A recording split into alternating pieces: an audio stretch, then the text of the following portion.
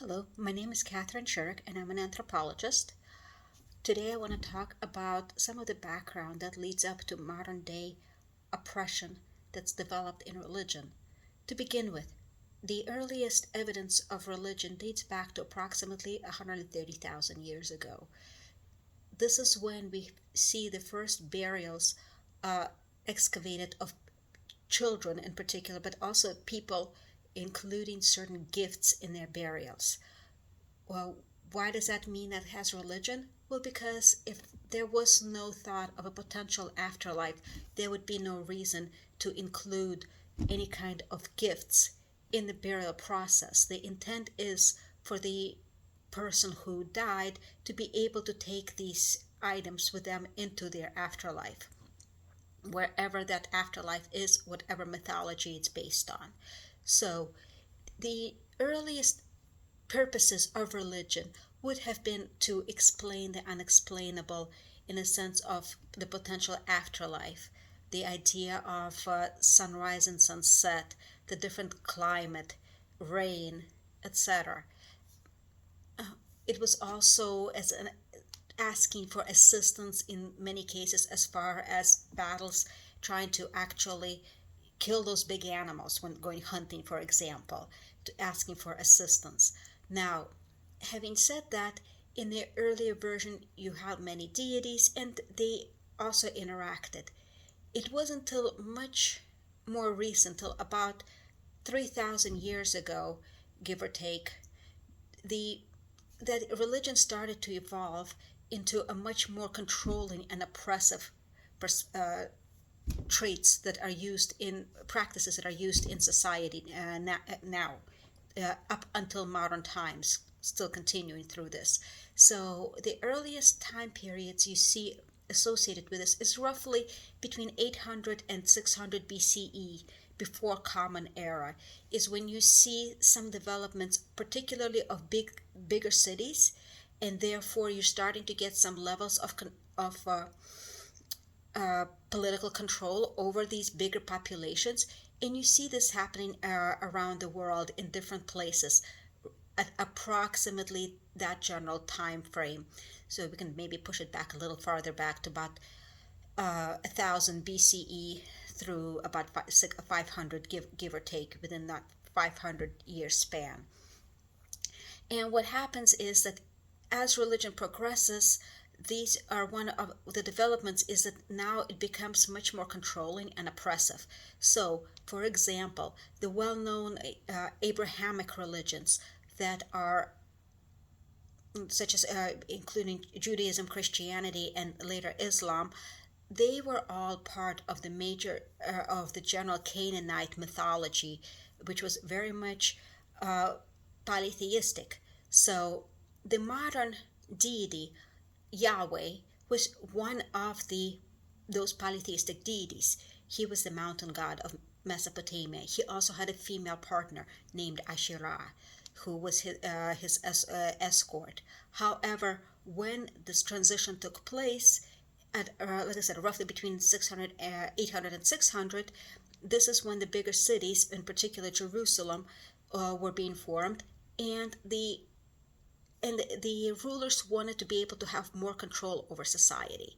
As a result, these uh, a lot of the other deities started getting removed and claimed that they don't exist, and they made one majorly powerful male deity to make sure and be able to have control over women and over society in general. So uh, people would be threatened, their life would be threatened if they dare follow other beliefs. So, how does this actually reflect on children and societies?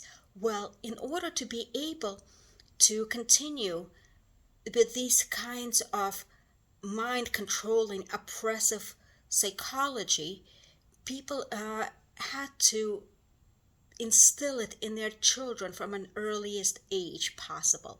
In other words, they had to brainwash the children and everybody in society that they will end up in some sort of hell and if they do not abide by the rules. So in Judaism, basically, your life would be threatened if you do not follow the Old Testament's rules, like working on a Saturday.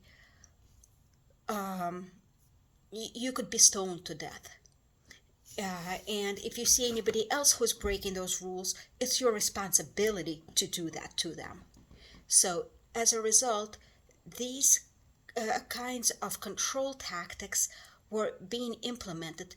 There is evidence that there was quite a bit of rebellion for a number of centuries. However, this psychology did eventually become common practice, unfortunately, and began to be instilled in the childhood.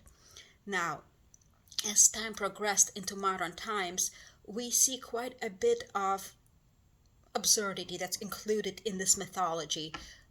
And from the earliest of the Old Testament in Genesis, in the very first pages, you see how it basically automatically propagates the idea that women are supposed to be the lesser and more controlled by the men, and this kind of psychology is being instilled and forced into the younger generation. So as a result, unless the children mature and realize the absurd content of these myths, they end up becoming oppressors of women and having lack of respect. They are going to be threatening people with their with hell. They're going to be forcing these controlling mindsets into the younger generation. Now, we're hoping that in modern times, the education and the science that the kids receive in the school system would help them realize that the religious concepts that they've been taught by their families are not accurate. There is no logic to them, and therefore abandon. And as a result, not try to force this into their next the generation, into their children.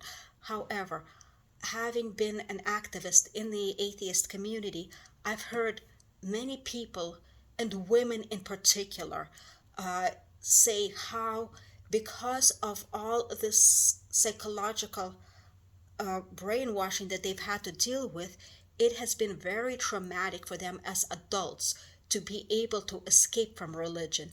They have instilled this traumatic fear of going to hell.